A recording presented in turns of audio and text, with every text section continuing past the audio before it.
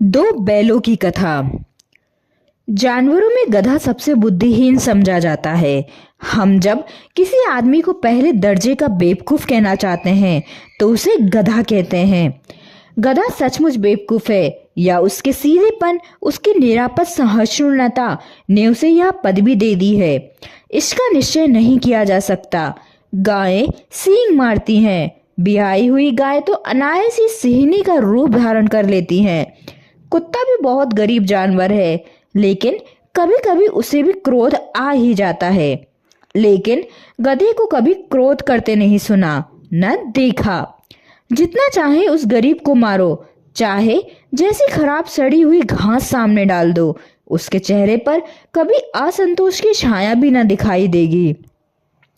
बैसाख में चाहे एक आध बार कुलेल कर लेता हो, पर हमने तो कभी उसे कभी खुश होते नहीं देखा। उसके चेहरे पर एक स्थायी विषाद स्थायी रूप से छाया रहता है।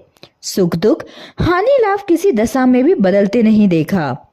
ऋषियों मुनियों के जितने गुण हैं वह सभी उसमें पराकाष्ठा को पहुंच गए हैं, पर आदमी उसे बेवकूफ कहता है। सद्गुणों का इतना अनाचार कहीं नहीं देखा। कदाचित सीधापन संसार के लिए उपयुक्त नहीं है। देखिए ना, भारतवासियों की अफ्रीका में क्यों दुर्दशा हो रही है? क्योंकि अमेरिका में उन्हें घुसने नहीं दिया जाता। बेचारे शराब नहीं पीते, 4 पैसे कुछ समय के लिए बचा कर रखते हैं, जी तोड़ काम करते हैं, किसी से लड़ाई झगड़ा नहीं करते, 4 बातें सुनकर गम खा जाते हैं, फिर भी बदमाश हैं। कहा जाता है जीवन के आदर्श को नीचा करते हैं। अगर वे ईंट का जवाब पत्थर से देना सीख जाते तो शायद सभ्य कहलाने लगते। जापान की मिसाल सामने है। एक ही विजय ने उसे संसार की सभ्य जातियों में गण्य बना दिया। लेकिन गधे का एक छोटा भाई और भी है जो उससे कुछ ही कम गधा है, और वह है बैल। जिस अर्थ में हम गधा का प्रयोग करते हैं, कुछ उसी से मिलते जुलते अर्थ में बछुआ के ताऊ का भी प्रयोग करते हैं। कुछ लोग बैल को शायद बेवकूफों में सर्वश्रेष्ठ कहेंगे, मगर हमारा विचार ऐसा नहीं है। बैल कभी कभी मारता भी है, कभी कभी अड़ियल बैल भी देखने में आता है, और भी कई रीतियों से वह अपना असंतोष प्रकट कर देता है। अतएव उसका स्थान गधे से नीचा है। झूरी काछी के दोनों वेलों के नाम है हीरा और मोती। दोनों पछाई जाति के थे, देखने में सुंदर, काम में चौकस, डील में ऊंचे। बहुत दिनों साथ रहते रहते दोनों में भाईचारा हो गया था। दोनों आमने सामने या आसपास बैठे हुए एक दूसरे से मूक भाषा में विचार विनिमय करते थे। एक दूसरे की मन की बात कैसे समझ जाता था हम नहीं कह सकते। अवश्य उनमें कोई ऐसी गुप्त शक्ति थी जिससे जीवों में श्रेष्ठता का दावा करने वाला मनुष्य वंचित है। दोनों एक दूसरे को चाटकर और सूंघकर अपना प्रेम प्रकट करते थे। कभी कभी दोनों सींग भी मिला लिया करते थे, विग्रह के भाव से नहीं, केवल विनोद के भाव से, आत्मीयता के भाव से। जैसे दोस्तों में घनिष्ठता होती है, धोल धप्पा होने लगता है। इसके बिना दोस्ती कुछ फुसफुसी, कुछ हल्की सी रहती है, जिस पर ज्यादा विश्वास नहीं किया जा सकता। जिस वक्त ये दोनों बैल हल या गाड़ी में जोत दिए जाते थे और गर्दनें हिला हिलाकर चलते, तो हर एक की यही चेष्टा होती थी कि ज्यादा बोझ मेरी ही गर्दन पर रहे। दिन भर बाद दोपहर या संध्या को दोनों खुलते तो एक दूसरे को चाट चाट कर अपनी थकान मिटा लिया करते थे। नाद में खली भूसा पड़ जाने के बाद दोनों साथ उठते, साथ नाद में मुंह डालते और साथ ही बैठते थे। एक मुंह हटा लेता तो दूसरा भी हटा लेता था। संयोग की बात, झूरी ने एक बार गोई को ससुराल भेज दिया। बैलों को क्या मालूम वे क्यों भेजे जा रहे हैं, समझे मालिक ने हमें बेच दिया। अपना यूं बेचा जाना उन्हें अच्छा लगा या बुरा, कौन जाने, पर झूरी के साले गया को घर तक गोई ले जाने में दांतों पसीना आ गया। पीछे से हाँकता तो दोनों दाएं बाएं भागते, पगिया पकड़कर नीचे करके हुकारते। अगर ईश्वर ने उन्हें बाणी दी होती तो झूरी से पूछते, तुम हम गरीब को क्यों निकाल रहे हो? हमने तो तुम्हारी सेवा करने में कोई कसर नहीं उठा रखी। अगर इतनी मेहनत से काम न चलता था तो और काम लेते। हमें तो तुम्हारी चाकरी में मर जाना कबूल था। हमने दाने चारे की शिकायत नहीं की। तुमने जो कुछ खिलाया वह सिर झुकाकर खा लिया। फिर तुमने हमें इस जालिम के हाथे क्यों बेच दिया? संध्या समय दोनों बैल अपने नए स्थान पर पहुंचे। दिन भर के भूखे थे, लेकिन जब नांद में लगाए गए तो एक ने भी उसमें मुंह न डाला। दिन भारी हो रहा था। जिसे उसने अपना घर समझ रखा था वह आज उनसे छूट गया था। वह नया घर, नया गांव, नए आदमी सब उन्हें बेगाने से लगे। दोनों ने अपनी मूक भाषा में सलाह की, एक दूसरों की कनखियों में से देखा और लेट गए। जब गांव में सोता पड़ गया तो दोनों ने जोर मारकर पगहे तुड़ा डाले और घर की तरफ चले। पगहे बहुत मजबूत थे। अनुमान नहीं हो सकता था कि कोई बैल उन्हें तोड़ सकेगा। पर इन दोनों में से इस समय दूसरी शक्ति आ गई थी। एक एक झटके में रस्सियां टूट गईं। झूरी प्रातःकाल सोकर उठा तो देखा कि दोनों बैल चरनी पे खड़े हैं। दोनों की गर्दनों में आधा आधा गराब लटक रहा है। घुटने तक पांव कीचड़ से भरे हैं और दोनों की आंखों में विद्रोह में स्नेह झलक रहा है। झूरी बैलों को देखकर स्नेह से गदगद हो गया। दौड़कर उन्हें गले लगा लिया। प्रेमालिंगन और चुंबन का वह दृश्य बड़ा ही मनोहर था। घर और गांव के लड़के जमा हो गए और तालियां बजा बजाकर उनका स्वागत करने लगे। गांव के इतिहास में यह घटना अभूतपूर्व ना होने पर भी महत्वपूर्ण थी। बाल सभा ने निश्चय किया, दोनों पशुवीरों को अभिनंदन पत्र देना चाहिए। कोई अपने घर से रोटियां लाया, कोई गुड़, कोई चोकर, कोई भूसी। एक बालक ने कहा, ऐसे बैल किसी के पास न होंगे। दूसरे ने समर्थन किया, इतनी दूरी से अकेले चले आए। तीसरे ने कहा, बैल नहीं है, वे उस जन्म के आदमी हैं। इसका प्रतिपात करने का किसी को साहस नहीं हुआ। झूरी की पत्नी ने बैलों के द्वार पर देखा तो जल उठी। बोली, कैसे नमक हराम बैल है कि एक दिन भी वहां काम न किया, भाग खड़े हुए। झूरी अपने बैलों का आक्षेप न सुन सका। नमक हराम क्यों है? चारा दाना ना दिया होगा तो क्या करते? स्त्री ने रोब के साथ कहा, बस तुम ही तो बैलों को खिलाना जानते हो और सभी पानी पिलाकर रखते हैं। झूरी ने चिढ़ाया, चारा मिलता तो क्यों भागते? स्त्री चिढ़ी, भागे इसलिए कि वे लोग तुम जैसे बुद्धुओं की तरह बैलों को सहलाते नहीं, खिलाते हैं तो रगड़कर जोतते भी हैं। ये दोनों ठहरे कामचोर, भाग निकले। अब देखो कहाँ से खली और चोकर मिलता है। सूखे भूसे के सिवा कुछ न दूंगी, खाएं चाहे मरें। वही हुआ। मजदूर को कड़ी ताकीद कर दी गई कि बैलों को खाली सूखा भूसा दिया जाए। बैलों ने नाद में मुंह डाला तो फीका फीका, ना कोई चिकनाहट ना कोई रस। क्या खाएं? आशा भरी आंखों से द्वार की ओर ताकने लगे। झूरी ने मजदूर से कहा, थोड़ी सी खली क्यों नहीं डाल देता रे? मालकिन मुझे मार ही डालेगी। चुरा कर डाला न दादा, पीछे से तुम भी उन्हीं की से कहोगे। दूसरे दिन झूरी का साला फिर आया और बैलों को ले चला। अब की उस दोनों को गाड़ी में जोता। दो चार बार मोती ने गाड़ी को सड़क की खाई में गिराना चाहा, पर हीरा ने संभाल लिया। वह ज्यादा सहनशील था। संध्या समय पर पहुंचकर उसने दोनों को मोटी रस्सियों से बांधा और कल की शरारत का मजा चखाया। फिर वही सूखा भूसा डाल दिया। अपने दोनों बैलों को खली, चूनी सब कुछ दी। दोनों बैलों का ऐसा अपमान कभी नहीं हुआ था। झूरी उन्हें फूल की छड़ी से भी न छूता था।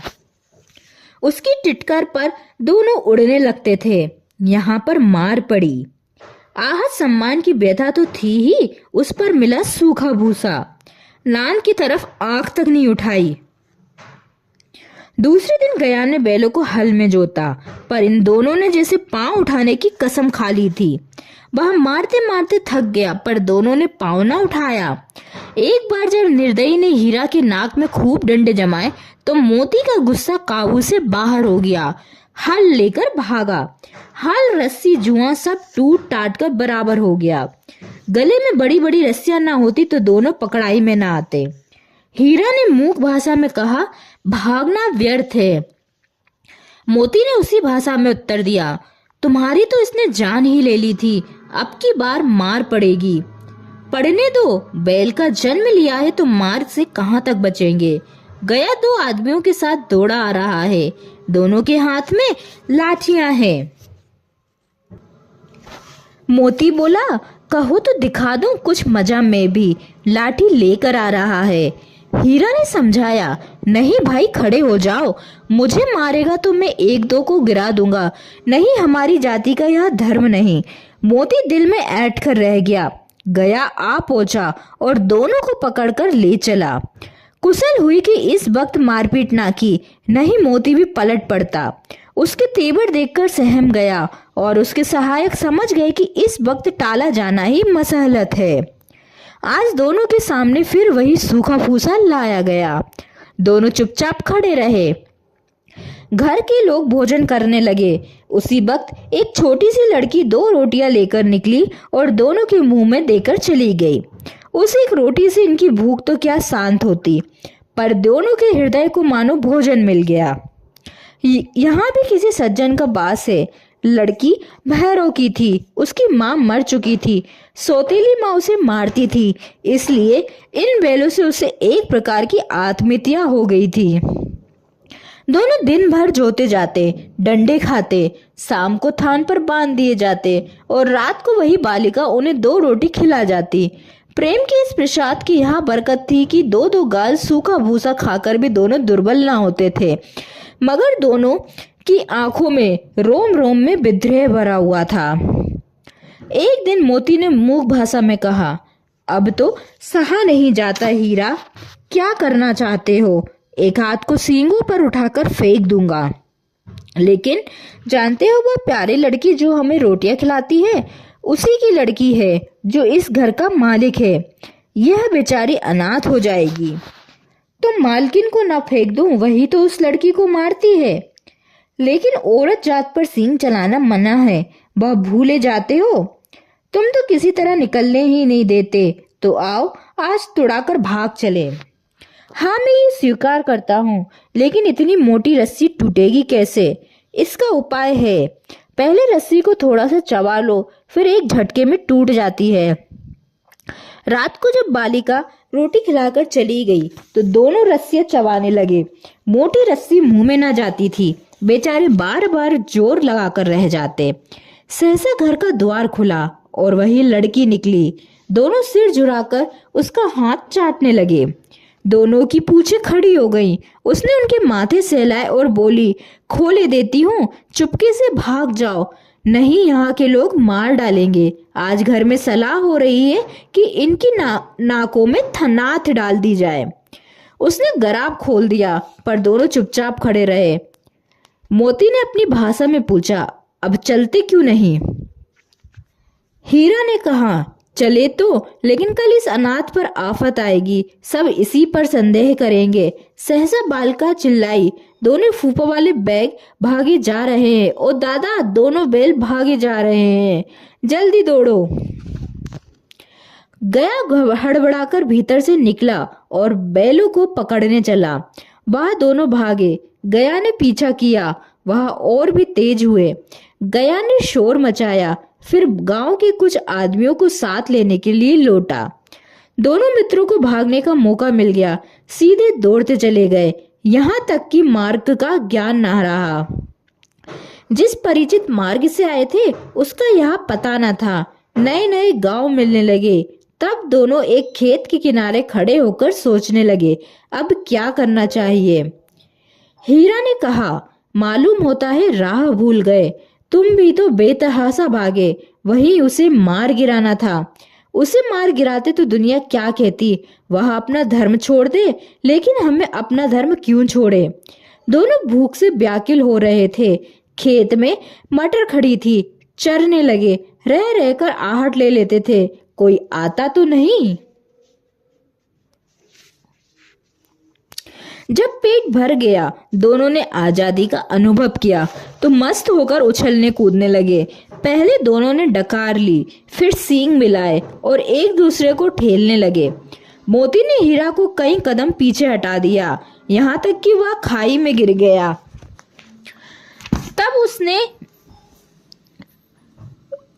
तब उसे भी क्रोध आया, संभल कर उठा और फिर मोती से भिड़ गया।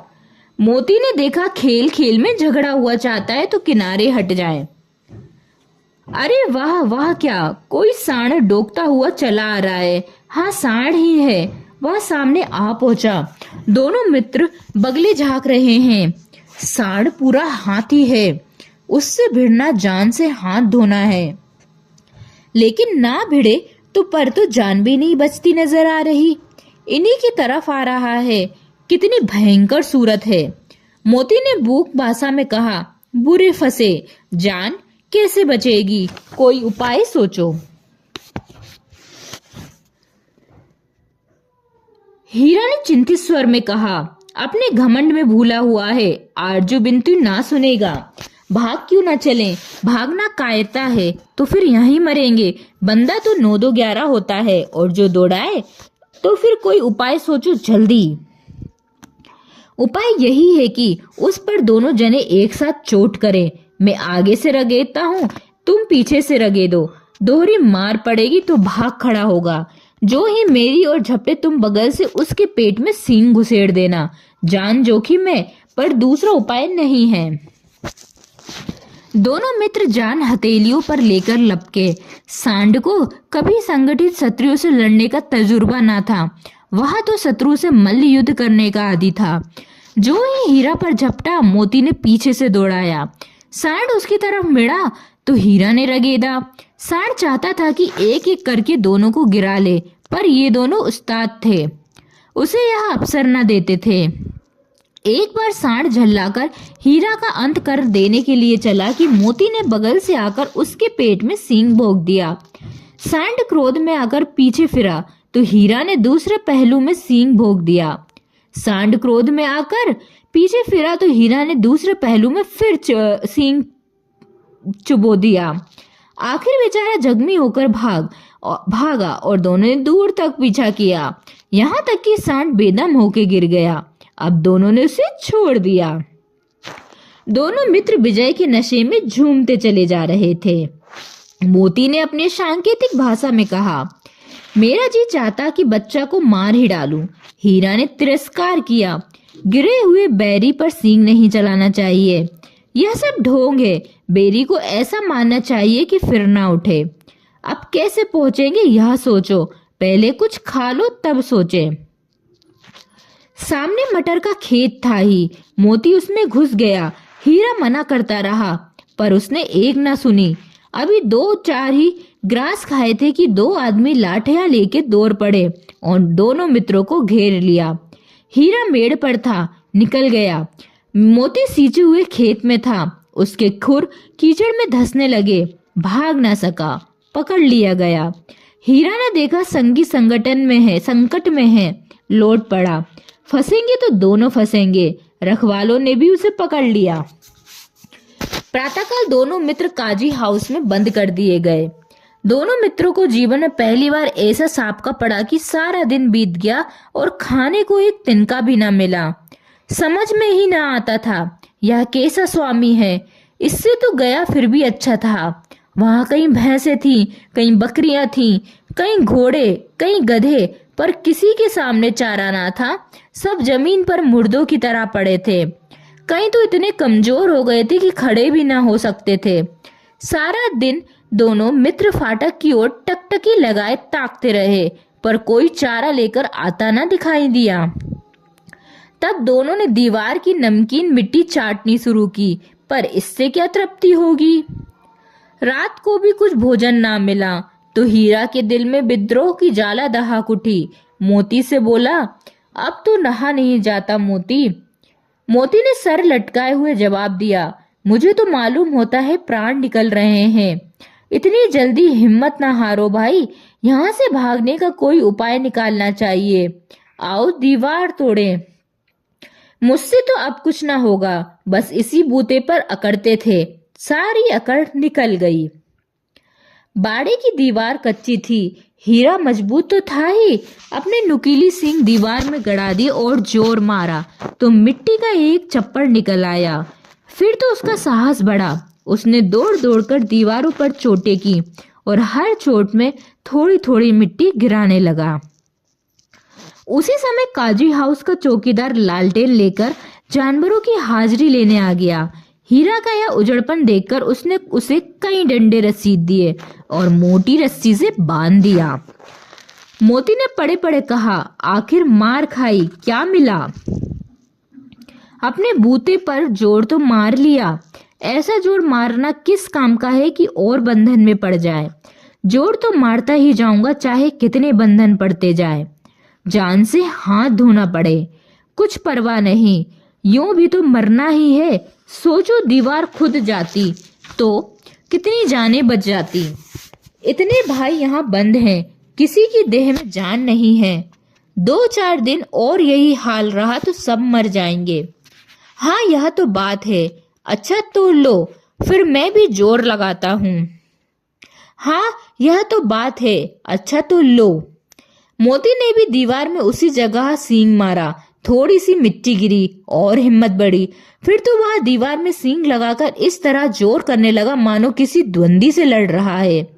आखिर 2 घंटे की जोर आजमाई के बाद दीवार ऊपर से लगभग 1 हाथ गिर गई।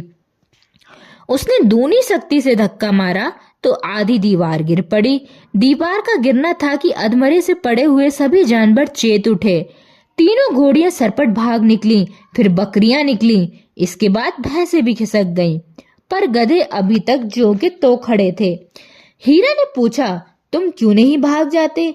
एक गधे ने कहा, जो कहीं फिर पकड़ लिए जाए तो क्या हरज है, अभी तो भागने का अवसर है। हमें तो डर लगता है, हम यहीं पड़े रहेंगे। आधी रात से ऊपर जा चुकी थी। दोनों गधे अभी तक खड़े सोच रहे थे भागे या ना भागे, और मोती अपने मित्र की रस्सी तोड़ने में लगा हुआ था। जब वह हार गया तो हीरा ने कहा, तुम जाओ, मुझे यहीं पड़ा रहने दो, शायद कहीं भेंट हो जाए। मोती ने आंखों में आंसू लाकर कहा, तुम मुझे इतना स्वार्थी समझते हो हीरा? हम और तुम इतने दिनों एक साथ रहे, आज तुम विपत्ति में पड़ गए तो मैं तुम्हें छोड़कर अलग हो जाऊं? हीरा ने कहा, बहुत मार पड़ेगी, लोग समझ जाएंगे यह तुम्हारी शरारत है। मोती गर्व से बोला, जिस अपराध के लिए तुम्हें गले में बंधन पड़ा, उसके लिए अगर मुझ पर मार पड़े तो क्या चिंता। इतना तो हो ही गया है कि 9-10 प्राणियों की जान बच गई, ये सब तो आशीर्वाद देंगे। यह कहते हुए मोती ने दोनों गधे को सींगों से मार मार कर बाड़े से बाहर निकाला और तब अपने बंधु के पास आकर सो रहा। भोर होते ही मुंशी और चौकीदार और अन्य कर्मचारियों में कैसी खलबली मची, इसके लिखने की जरूरत नहीं। बस इतना ही काफी है कि मोती की खूब मरम्मत हुई और उसे भी मोटी रस्सी से बांध दिया गया।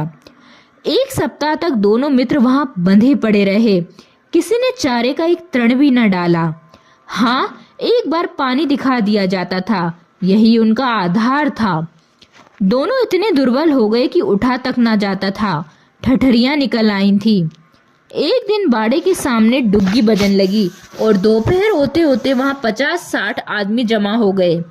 तब दोनों मित्र निकाले गए और उनकी देखभाल होने लगी। लोग आकर उनकी सूरत देखते और मन फीका करके चले जाते।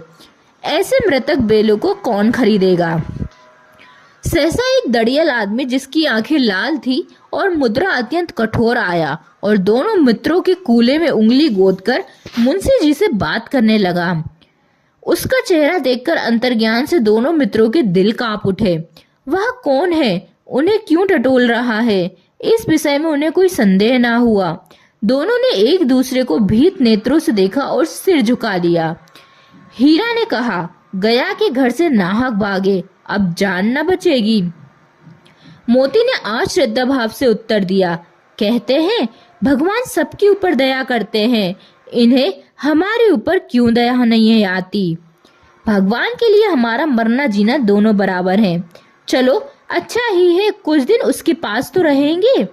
एक बार भगवान ने उस लड़की के रूप में हमें बचाया था, क्या अब ना बचाएंगे? यह आदमी छुरी चलाएगा, देख लेना। तो क्या चिंता है, मांस, खाल, सींग, हड्डी सब किसी न किसी काम आ जाएंगी। नीलाम हो जाने के बाद दोनों मित्र उस दड़ियल के साथ चले। दोनों की बोटी बोटी कांप रही थी, बेचारे पांव तक ना उठा सकते थे, पर भय के मारे गिरते गिरते भागे जाते थे, क्योंकि वहां जरा भी चाल धीमी हो जाने पर जोर का डंडा जमा देता था। राह में गाय बैलों का रेवड़ हरे भरे हार में चढ़ता नजर आया। सभी जानवर प्रसन्न थे, चिकने चपल। कोई उछलता था, कोई आनंद से बैठा पागुर करता था। कितना सुखी जीवन था इनका, पर कितने स्वार्थी हैं सब।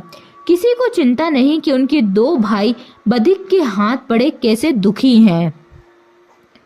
सहसा दोनों को ऐसा मालूम हुआ यह परिचित रहा है। हाँ, इसी रास्ते से उन्हें ले गया था। वही खेत, वही बाग, वही गांव, वही मिलने लगे। प्रतीक्षा उनकी चाल तेज होने लगी। सारी थकान, सारी दुर्बलता गायब हो गई। आहा, यह लो, अपना ही हार आ गया। इसी कुएं पे हम पुर चलाने आया करते थे।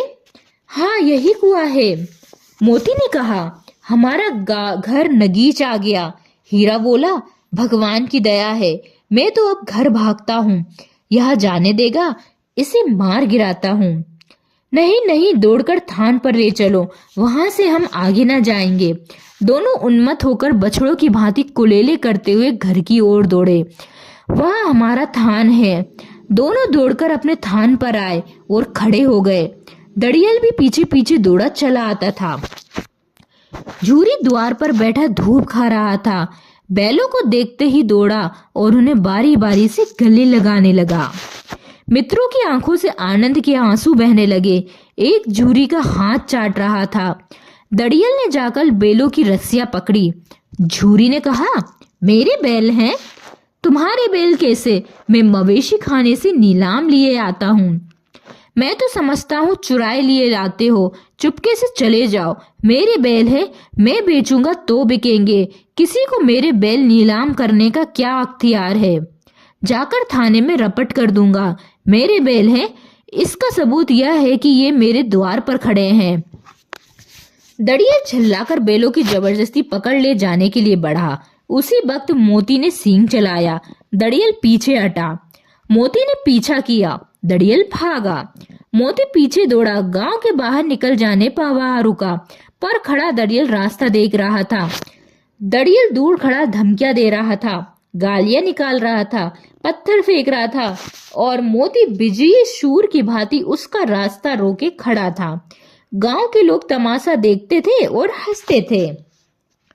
जब दड़ियल हार कर चला गया तो मोती अकड़ता हुआ लौटा। हीरा ने कहा, मैं डर रहा था कि कहीं तुम गुस्से में आकर मार ना बैठो। अगर वह मुझे पकड़ता तो मैं बेमारे ना छोड़ता। अब ना आएगा, आएगा तो दूर ही से खबर लूंगा, देखूं कैसे ले जाता है। जो गोली मरवा दे, मर जाऊंगा, उसके काम ना आऊंगा। हमारी जान को कोई जान ही नहीं समझता, इसलिए कि हम इतने सीधे होते हैं। जरा देर में नांद में खली, भूसा, चोकर, दाना भर दिया गया और दोनों मित्र खाने लगे। झूरी खड़ा दोनों को सहला रहा था। 20 लड़के तमाशा देख रहे थे।